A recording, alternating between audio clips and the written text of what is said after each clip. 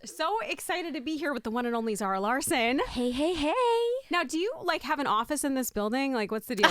I should get one. I was going to say. Give me a corner office. You've been to these studios, these new ones that we have, right? Yeah. Okay, that's cool. I mean, I feel like I saw you downtown. Yep. And I know you've been around with Maxwell and Crystal recently.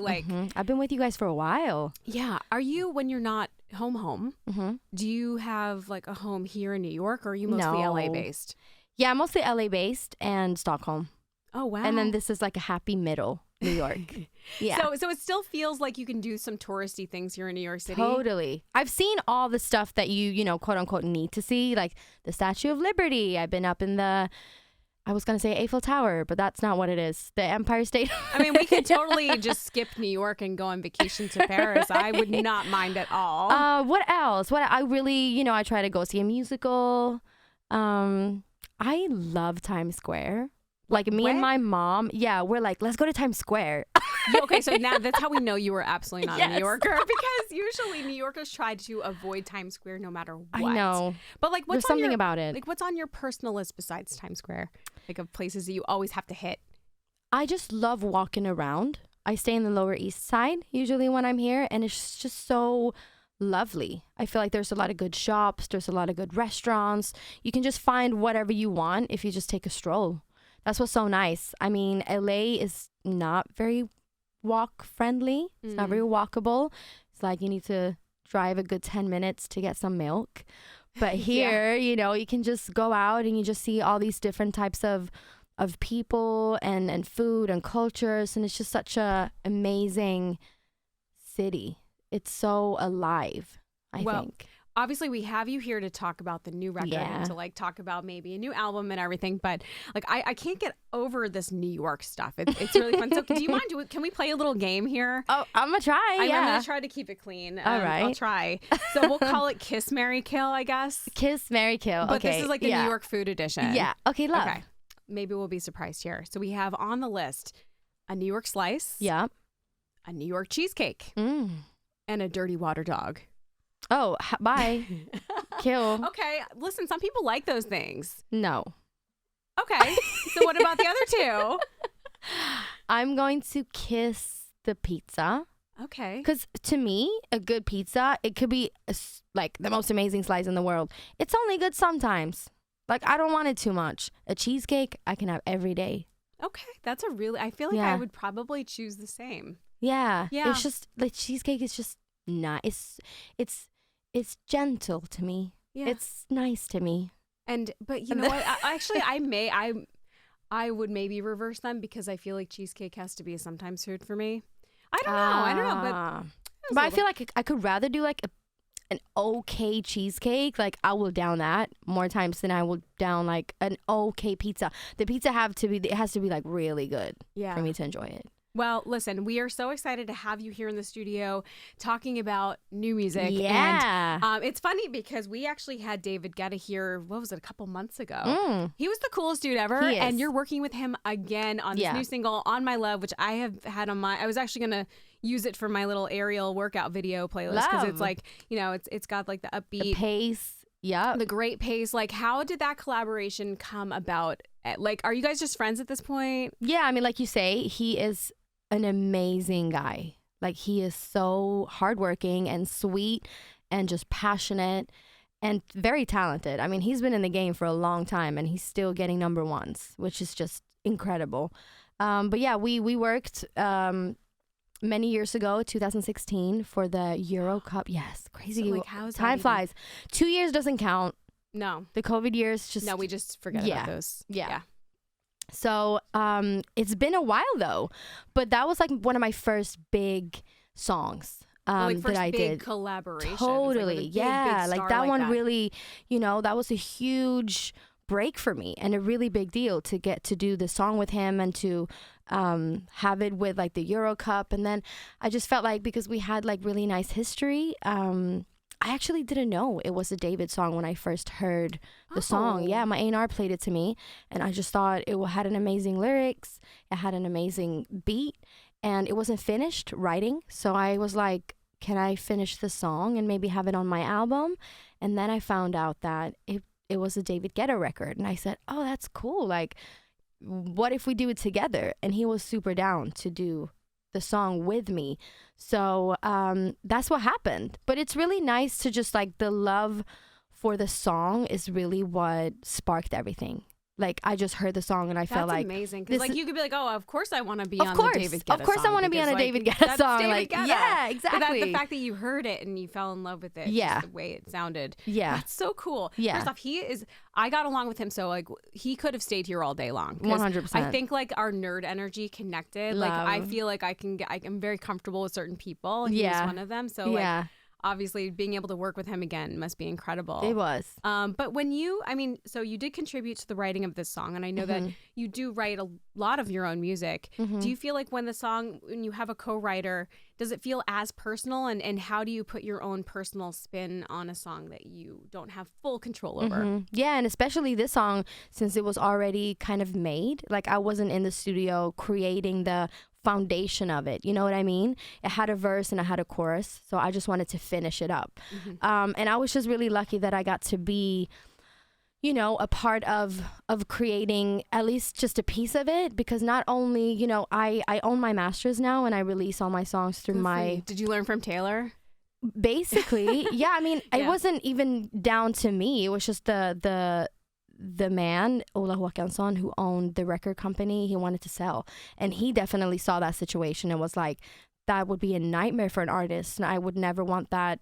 I don't want that reputation. I wouldn't want that to happen to you. So he definitely saw that and was like, that's not nice.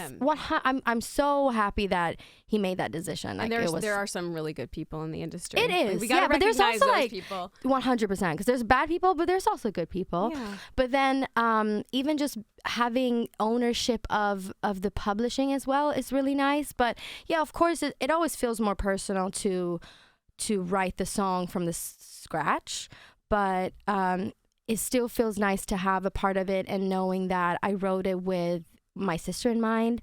And because, you know, I had this vision of that I was dedicating the song to her, I also really wanted to have her in the video and direct the video and make that also feel really personal. So, well, let's talk about that, because I mean, this really just feels like a love letter to your sister. It 100% is. You guys live together? Not yet. I mean, we did, and then she moved out. Oh, okay. Yeah. Well, I mean, obviously you lived together when you were children, and this like goes into the archives, and I don't know, like, who had these, I guess they're VHS tapes lying around and digitized them and had that be a big part of the story that you were trying to tell. Yeah. Like, whose idea was that? It was, I wanted to do a video with her, and I felt like it wouldn't necessarily need the personal footage, but then I felt like it just makes it so much more personal and intimate. And I felt like it really did add something to the video, because you understand that we grew up together. Like, we are so close, and that is my oldest friend, and probably the friend that I'll have for the longest. So, you know, it was so emotional actually watching those tapes, because I didn't even know they existed. We kind of found them when my parents were moving. They were moving country, and they were just packing up their stuff, and they were like, what is this? I grew up thinking we didn't have any videos at all. Wow. Yeah. And most of them, you know, back in the days, you didn't have like just, you know, a smartphone that you could just film everything with. And listen, I think it's like really, I think that our generation should probably like have more tangible copies of things like photos, right? But think about how different the technology was back then, where like, you know, these cameras are so like everything's obsolete. So being able to find this is such a treasure, and then being able to share it with all of your fans, like that was really nice, really special. It was, because I haven't really done anything that personal before, or where you really, you know, like come into my childhood like that. But it was, we just spent hours and hours of watching stuff, and because it was so, I remember our camera, you had to plug it into a wall. Like, it wasn't like, it was those old, it was like connected to the TV, and you'd watch it at the same time, like while you were recording. So most of the footage was from like birthdays and Christmas and, you know, special occasions, but we managed to find some cute videos. Do you think you're very much the same person as you were back in those videos? It's so interesting that you say that, because seeing a younger version of myself up to maybe age like 9 or 10, it did really make me think, wow, I've always been me. I can see myself. It's almost like a pure version of who you are when you're a kid, because you're not really influenced by anything at that point. Yeah. And you haven't gotten to the point where you start to question yourself. Or edit you haven't yourself for others. No, at all. So it was so like eye-opening to just see that a really big part of my personality lives inside of me still. Like, you know what I mean? Like you stay true to yourself. I think we should all be so lucky. I mean, look at how many people out there. Like, it made me inspired, like watching myself as a girl, because I felt like, oh, she's really cool. And like she just, you know, she's wild and she's free and she does whatever she wants and she loves to perform and she's not scared. She's not afraid to be judged. She just like wants to be